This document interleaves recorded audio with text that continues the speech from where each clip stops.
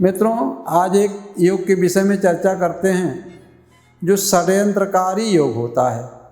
अगर किसी की भी कुंडली में षड्यंत्रकारी योग है तो उससे हमको, आपको, सभी को बचने की आवश्यकता है।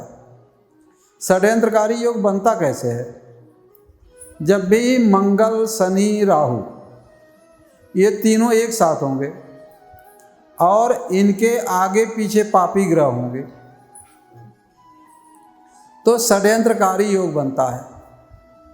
और ऐसे षड्यंत्रकारी ऐसा षड्यंत्र रचते हैं, झूठ को ऐसा सत्य करने की कोशिश करते हैं और सत्य करके दिखा देते हैं कि वो झूठ उनका सत्य ही दिखाई देता है, भले उनका दुष्परिणाम बाद में बहुत हो।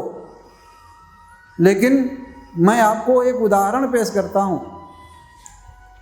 ऐसे ही एक षड्यंत्रकारी योग था किसी की कुंडली में, और उसने किसी को परेशान करने के लिए अपने पड़ोसी से सलाह किया और उसने कहा कि ऐसा है कि तुम्हारा घर बड़ा है और गिरा हुआ भी है, खंडहर है, तो खंडहर में कुछ घास फूस इकट्ठा करो और गोधूल बेला में उसमें आग लगा दो।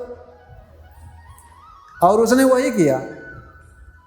गोधूल बेला में उसने अपने खंडहर में घास फूस इकट्ठा पहले से किया था और उसमें आग लगा दिया। और आग लगा करके वो और उसकी बीवी दोनों चिल्लाने लगे कि फला व्यक्ति ने मेरे घर में आग लगा दिया। पूरा गांव उस षड्यंत्रकारी ने इकट्ठा किया और पूरा गांव ये समझ नहीं पाया कि ये झूठ है। सबने उसको सत्य माना और यहाँ तक कि वो बात रातों रात क्षेत्रीय थाने में गई। थानेदार ने तो पहले समझा कि ये बात गलत है, लेकिन गांव वाले एक तरफा उस झूठे, उस षड्यंत्रकारी का साथ देने लगे कि दारोगा को भी लगा कि ये घटना सत्य है। और वो अपने षड्यंत्र में पूरा कामयाब हो गया। कोई नहीं समझ पाया कि बात क्या है।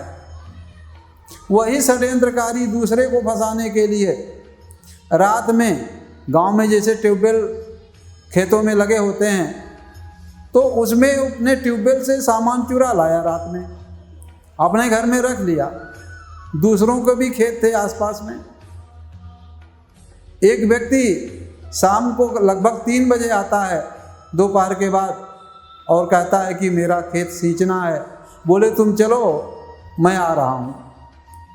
वो गया और उसने देखा कि ट्यूबवेल के सामान की चोरी हुई है और उसने आकर के सूचना दी, जबकि उस षड्यंत्रकारी को मालूम था कि मैंने ये काम किया है। लेकिन इतना बढ़िया षड्यंत्र था कि वो व्यक्ति भी मान गया कि वाकई में इनके यहाँ चोरी हुई है, और दूसरे के खिलाफ उसने थाने में प्रार्थना पत्र दिया कि इन्होंने चोरी किया।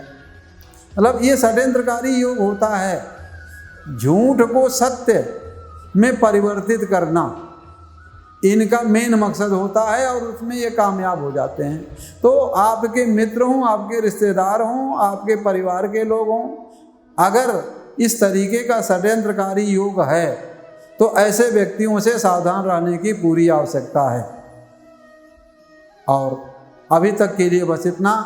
आगे किसी दूसरे एपिसोड पर किसी दूसरे विषय पर चर्चा करेंगे।